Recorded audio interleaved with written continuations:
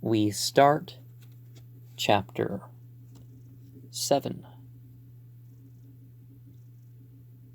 in Aleister Crowley's The Diary of a Drug Fiend, Book 2, Inferno, and this chapter is called The Final Plunge.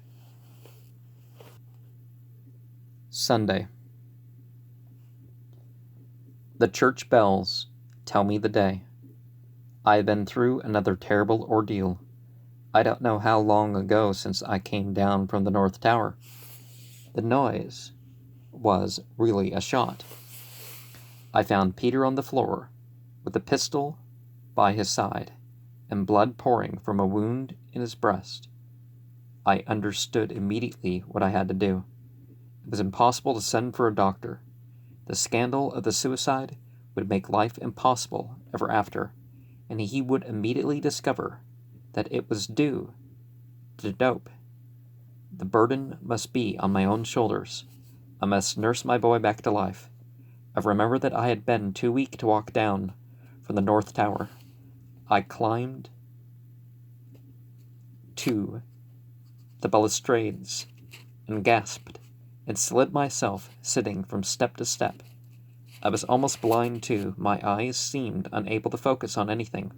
But the moment I saw what had happened, my strength came back to me at last. Not my strength, but the strength of nature. It flowed through me like the wind flowing through a flimsy-ragged curtain. The cartridges were very old, and the powder must have lost its strength, for the bullet turned on his breastbone and ran round the ribs. It was really a trifling wound, but he was so weak that he might have died from loss of blood. I got some water and washed the wounds, and bound them up as best as I could. When the waiter came, I sent for him, for proper things from the chemist, and some invalid food. For the first time I was glad of the war. My Red Cross training made all the difference. There was a little fever, due to his intense weakness, and occasionally he had delirium. The obsession of the poem still enthralled him. While I was dressing the wounds, he said feebly and dreamily, "She it is, she that found me. In the Morphia honeymoon, with silk and steel she bound me. In her poisonous milk she drowned me. Even now her arms surround me." "Yes," I said, "but it's your wife who loves you, and is going to nurse you through this trouble, and we're going to live happily ever afterwards." He smiled very faintly and sweetly and dozed off. Wednesday. I count the days now. We are having an Indian summer. Nature's lovely. I go out for little walks when Peter's asleep. Friday. There have been no complications, or I should have had to get a doctor in at whatever risk. What troubles me is that, as he gets stronger, the delusions of persecution have begun to return. I know now how deeply I was myself obsessed by ideas of grandeur, and how my need to be a mother determined their form. But is it a delusion that I should be thinking constantly of Basil? I seem to hear him saying I was cured from the moment that I forgot myself altogether in the absorption of my love for Peter, the work of bringing him back to life.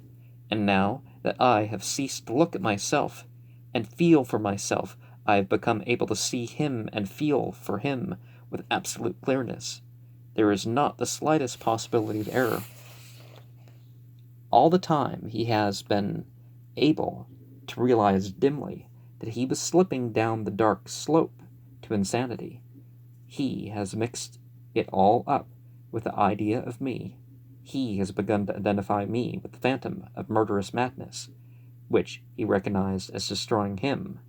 A look of trouble comes into his face every now and then, and he begins to repeat, plaintively, in a puzzled voice, his eyes fixed on mine, "Know you now why her eyes so fearfully glaze, beholding terrors and infamies, like filthy flowers unfolding?" Laughter, widowed of ease, agony hurried from sadness, death defeated of peace. Is she not madness? Over and over again he said it, and over again I told him the answer. I had indeed been a personification of the seductress, of the destroying angel, but it had been a nightmare. I had awakened, and he must awake. But he saw not me any more, but his ideal enveloping me, congealed into my form. No matter what I said, his fixed idea became constantly stronger as his physical strength came back. She waits for me, lazily leering, as moon goes murdering moon. The moon of her triumph is nearing. She will have me wholly soon. Now, people will say people are not responsible because of insanity. But if insanity is a result of people's chosen beliefs and chosen habits, then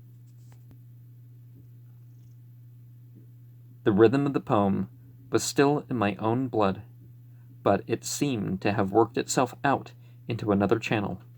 I had forgotten the acute personal anguish of the earlier part of the poem. I could not even remember the lines anymore. I was wholly occupied by the first two paragraphs, where the subject changes so suddenly. I began to realize what my governess used to call Weltschmerz, the universal sorrow within. Creation groaneth and travaileth until now. I understood Basil's wish that we should undertake the fearful experiment which had brought us to such extremity. My insanity had been the result of my selfish vanity. I was not singled out for a unique destiny. The realization of my own suffering had led me to understand that everyone else was in the same boat.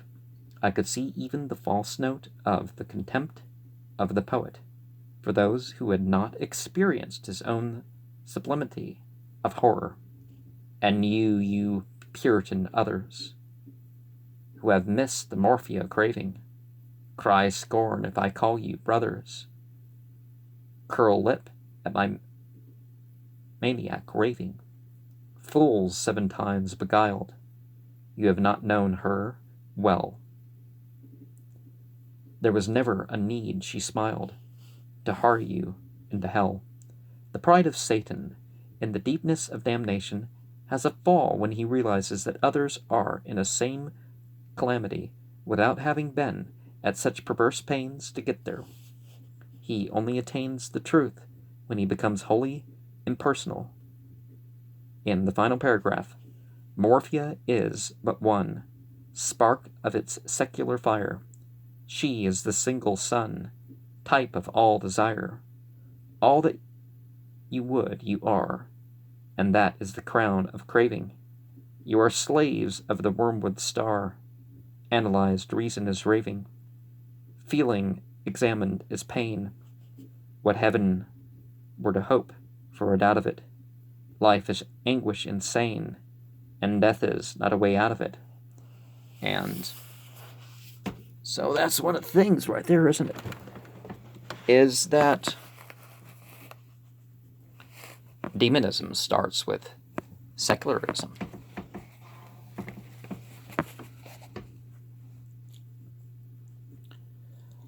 I saw that all feeling, however it might seem to casual scrutiny, must be of the nature of pain because it implied duality and imperfection, and that the nature of thought, of whatever kind, must ultimately be insanity, because it expresses the relations between things and never the things in themselves. It became evident that the sorrow of the universe was caused by the desire of manifestation, and that death could not do more than suppress one form of existence in forever of another. Of course, the impasse is complete. There seems to be no solution of the problem. It is a vicious circle, At the same time, by acquiescence in actuality, the insane insistence on one's individual anguish is abated. Sympathy with universal suffering brings one into a certain somber serenity. It does not show us the way of escape, if such there be, but at least it makes the idea of escape unthinkable. At least it makes the idea of escape thinkable, as long as one is trying to get out of the burning theater for one's own sake. The panic makes concerted action impossible. Every man for himself, and the devil take the hindmost, is not the kind of order that is likely to secure victory. It does not even ensure the safety of any one man. How quickly I had recovered my own well-being when I was forced to get about it. Peter is still desperately striving to save himself. He that loveth his life shall lose it. I must dedicate my miraculously restored faculties to his salvation. Only I don't see how to set to work. If only Basil were here, he would know. He has worked out the technique. All I can do is to love and labor blindly. After all, there must have been angels looking after me, in some sense, which I don't pretend to understand. Why should they not be even more vigilant on his behalf? I am only a foolish flapper, not worth throwing into the waste paper basket.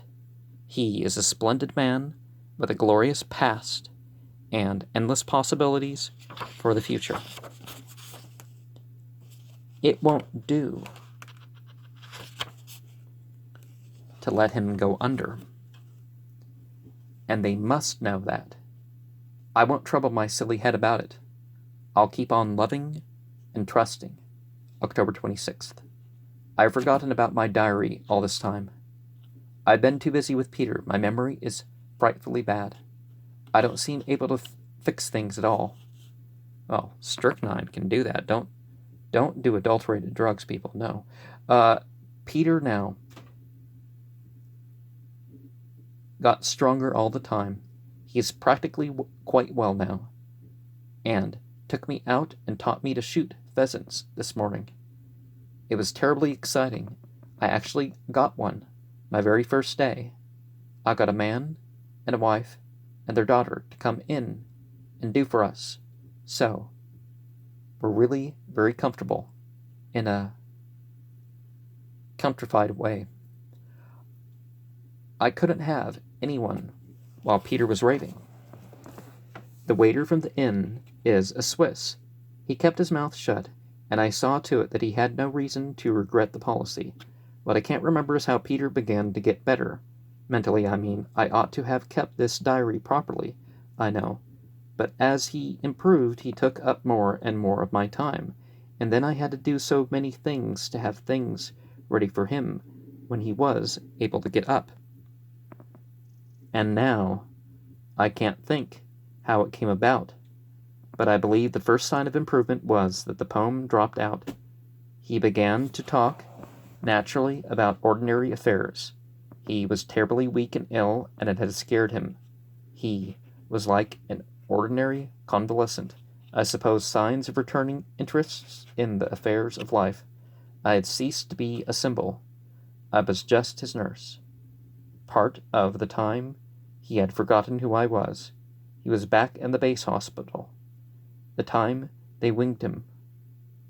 Our honeymoon and its sequel is mostly blotted out. I can't say how much he knows. He says things sometimes which make me think it's quite a lot. And then again, other things which make me think he doesn't even remember that I am his wife. This morning, for instance, he said, I must go to London to see about a settlement. I'm making a case, if I ever marry. And then, not half an hour afterwards, he referred to an incident of her life in Capri.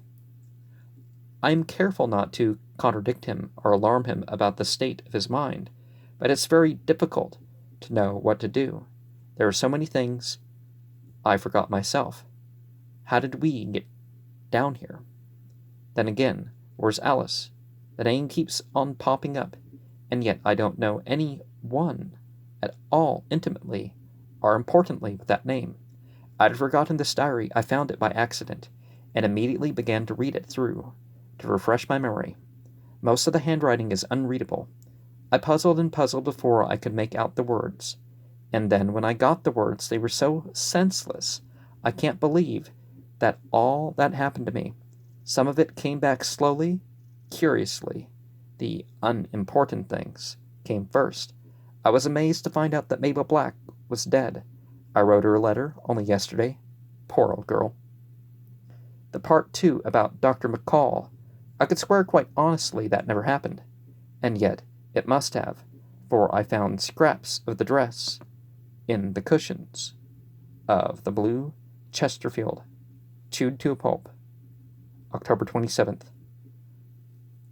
We have been shooting again, but it was cold and damp. We were neither of us interested, and we were too weary to walk. Peter said nothing, but all the time I can feel how disgusted he is. We're so rottenly let down. This afternoon, I picked up that article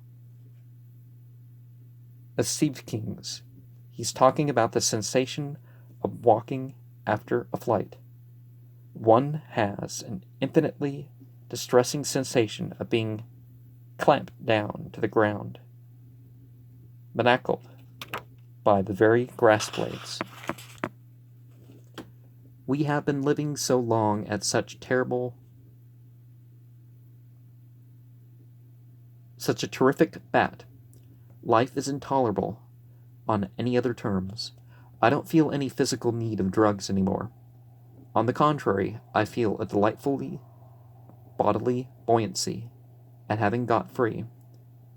It's an extraordinary thing, too, how normal appetite has returned. We've been eating 5 meals a day, one feeding like 40 instead of Wordsworth's 40 feeding like one. We had been starving ourselves for months, and we had to make up for it. The most delicious sensation of all is the rebirth of healthy human love. Spring coming back to the earth.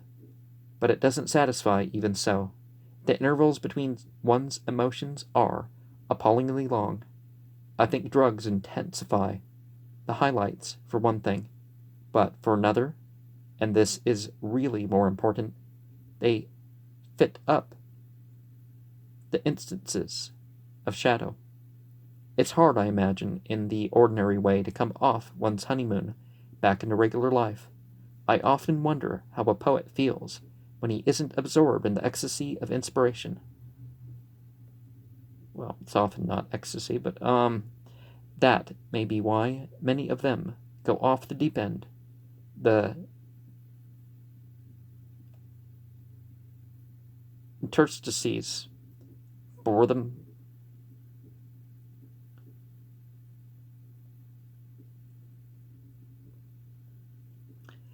I may as well face the facts. We've had a pretty narrow escape. We got out of the mess more by good luck than by good judgment. But if it weren't for that, I'm not sure that we shouldn't be inclined to take another chance. Of course, as things are, it's quite out of the question.